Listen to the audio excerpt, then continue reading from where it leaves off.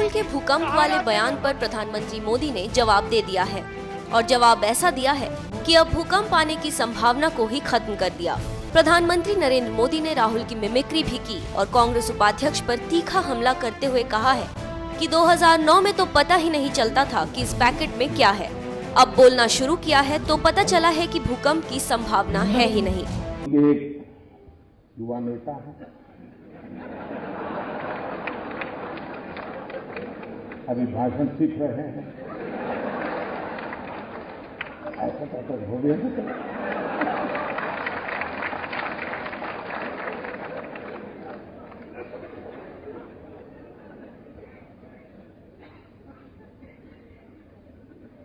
जब से उन्होंने बोलना सीखा है और बोलना शुरू किया है, मेरी खुशी का कोई पार नहीं है।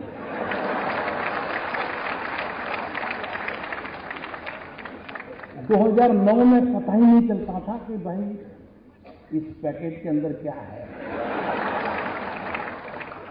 पता ही नहीं चलता था। अब पता चल रहा है कि ये है, ये नहीं। न बोलते तो बड़ा भूकंप आ जाता था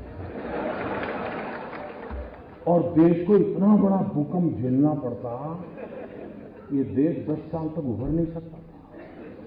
लेकिन अच्छा हुआ कि बोलना शुरू हो गया तो पता चल रहा है भूकंप की संभावना बची नहीं, क्योंकि देश की जनता समझ गई। जी, इन्होंने बड़ा मजेदार कहा। उन्होंने कहा जिस देश में 60% लोग अनपढ़ हो, वहां मोदी ऑनलाइन बैंकिंग की बात कैसे कर सकता है? मुझे बताइए साहब, कोई पढ़ा लिखा था क्या? मैंने कोई जादू तो ना किया कि वो अनपढ़ हो गया? ये 60% अनपढ़ थे। ये रिपोर्ट कार्ड आपने किसका दिया जी? जरा बताओ तो। भाइयों बहनों, ये क्या कर रहे हैं उनको भी समझ नहीं है। लेकिन अच्छा है, किसी का काला धन खुल रहा है तो किसी का काला मन खुल रहा है।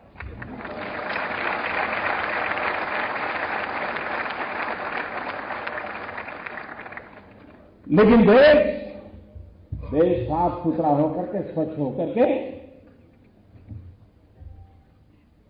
सोने की तरफ तप करके निकलेगा, इस विश्वास के साथ में लगा। पीएम मोदी ने नोटबंदी को लेकर लगातार हो रहे हमले का जवाब दिया। इस बार मोदी ने मनमोहन सिंह का नाम लेकर उन पर हमला बोला और पूछा कि विरोध करने में ये तो देख लें कि वो किसका रिपोर्ट कार्ड दे रहे हैं, मेरा या अपना। और कुछ लोग विरोध करने में इतना अपना संतुलन खो देते हैं, मैं तो हैरान हो जाता हूं। इन दिनों अब इस पर तो बोल नहीं पाते, कह नहीं सकते कि काला धन नहीं है, कह नहीं सकते कि भ्रष्टाचार नहीं है, ये भी नहीं कह सकते कि जाना नहीं चाहिए। तो लेकिन कुछ तो बोलना है तो क्या बोले, लेकिन बोलने में ऐसी गड़बड़ करते हैं, ऐसी गड़बड़ करते हैं जी। अब बताइए, हमारे पूर्व प्रधानमंत्री, जब मैं कह रहा हूं ना भाई समय की मांग है, बदलाव आना चाहिए। अब एक जमाना था चांदी का रुपया होता था, वही करेंसी में चलता था। वक्त बदलते बदलते कागज का आ गया, चल रहा है कि नहीं चल रहा है? अब वक्त बदल रहा है तो टेक्नोलॉजी से ऑनलाइन बैंकिंग हो रहा है, आपके मोबाइल फोन में ही आपकी बैंक है। तो मैं तो कह रहा हूं कि भाई अब बिना जेब में नोटों के थप्पे भरे बिना भी काम हो सकता है।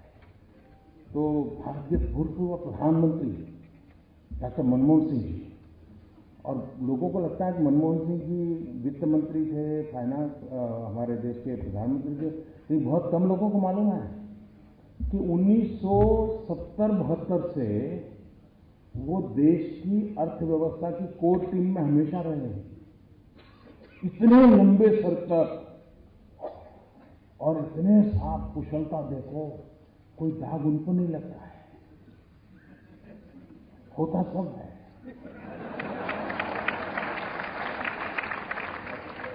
उन्होंने अभी ऐसा कहा, जब मैं कैशलेस की बात करता हूं, उन्होंने कहा कि जिस देश में 50% लोग गरीब हो, वहां ये टेक्नोलॉजी वगैरह कैसे हो सकता है।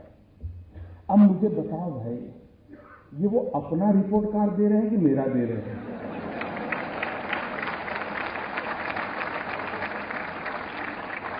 ये 50% गरीबी, ये विरासत किसकी मैं झेल रहा हूं जी? मनमोहन सिंह जी, आप विरोध करे कोई बात नहीं, आप पूर्व प्रधानमंत्री हैं, हम गंभीरता से लेते हैं आपकी बात को, लेकिन आप अपना रिपोर्ट कार्ड दे रहे हैं, ये मुझे खुशी हो रही है। उनके एक पूर्व वित्त मंत्री पी चिदम्बरम पर भी मोदी ने निशाना साधा और उनके लगाए आरोपों पर उन्हीं को घेरा भी। दूसरे महानुभाव जो देश के वित्त मंत्री रहे,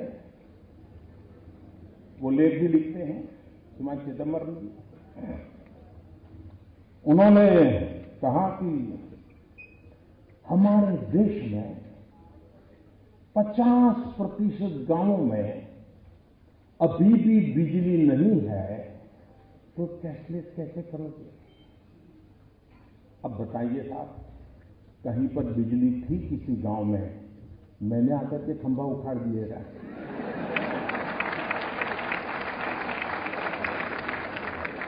क्या मैंने आकर के पास काट दिया क्या? मतलब चिदम्बरम जी, 2014 में तो आप कहते थे कि हमने इतना विकास किया है, काशी में मोदी की जमानत जब्त होनी चाहिए। अब कहते हैं 50% गांव अंधेरे में डूबे पड़े हैं। ये मोदी का विरोध करने में, ये देखिए साहब, एक काशी का बच्चा है,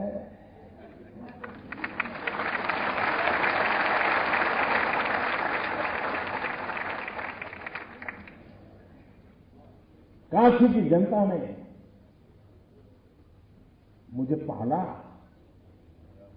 पोषा, और इसलिए इस पवित्र धरती के आशीर्वाद है कि इधर से हो उधर से हो, तुमसे सच निकलवा के ही रहेगा।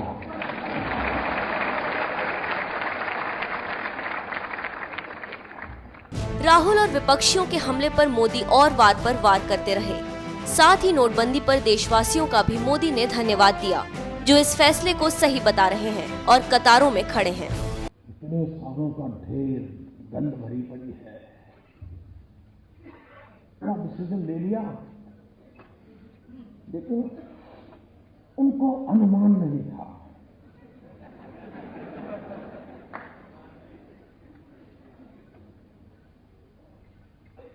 ये बात सही है कि बहुत सी चीजों का मैंने अनुमान किया था, लेकिन एक चीज का अनुमान करने में विफल हो गया मैं नहीं कर पाया। अब वो मेरा देश, मेरे संस्कार था, क्या था मुझे मालूम नहीं, लेकिन मैं नहीं कर पाया।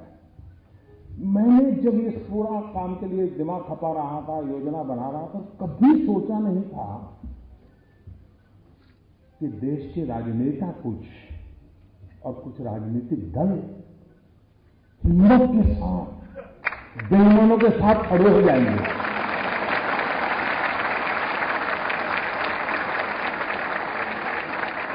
ये मैंने हिसाब नहीं लगाया था, मैंने सोचा ही नहीं था कि संभव है। और आपको मालूम है, अब मैं भी सोच रहा हूं ये सब कैसे हो रहा है। पाकिस्तान घुसपैठियों को हिंदुस्तान में भेजना हो तो क्या करता है, वो सीमा पर फायरिंग शुरू कर देता है, तो फिर हमारी फौज भी बिजी हो जाती है उसके साथ, तो इधर उधर चलती रहती है आमने सामने, और लपक करके वो घुस जाते हैं।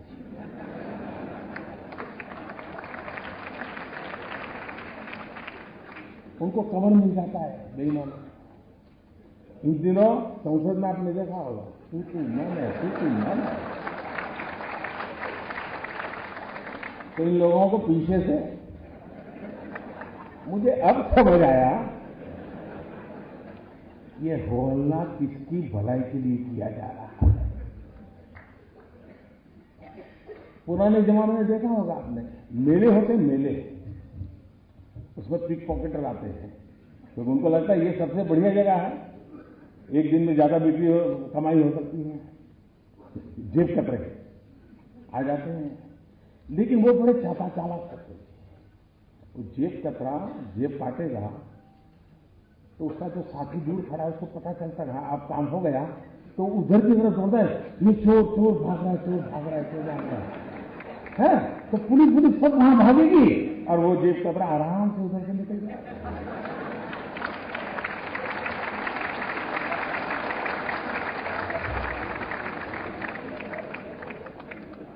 बेईमानों को बचाने के लिए बेईमानों को रास्ता दिखाई दे, न जाने कैसी कितनी तरकीब अपनाई जा रही है। लेकिन भाइयों बहनों, इस देश देखिए, दुनिया को इस बात को समझना होगा, जनता को कष्ट कम नहीं हुआ है, बहुत तकलीफ झेली है, कभी सोची नहीं कि तकलीफ झेली है। उसके बावजूद भी ईमानदारी के रास्ते पर देश चलता है, तो कष्ट झेलने के लिए तैयार हो रहा है। 6-6 8-8 घंटे कतार में खड़ा रहता है। इतनी तकलीफ के बावजूद भी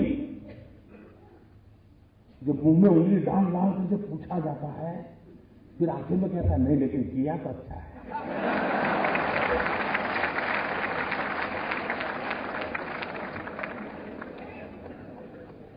साथ मैं देश के राजनेताओं को कहना चाहता हूं कि हम 125 करोड़ देशवासियों की ताकत से भरपूर हैं। ऐसा सद्भाग्य नहीं मिल सकता है कि जहां 125 करोड़ देशवासी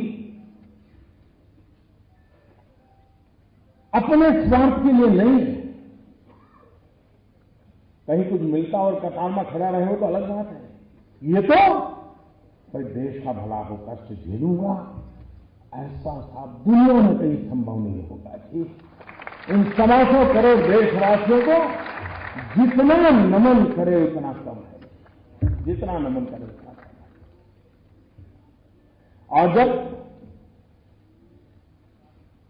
जनता जनार्दन तो स्वयं ईश्वर का ही अवतार होता है, और जनता जनार्दन के आशीर्वाद मतलब ईश्वर के आशीर्वाद होते हैं, और जिस सत्य के काम में ईश्वर के आशीर्वाद होते हैं वो सत्य कभी भी ओझल नहीं हो सकता, वो सत्य उजागर के ही रहता है, वो परिवर्तन ला करके रहता है।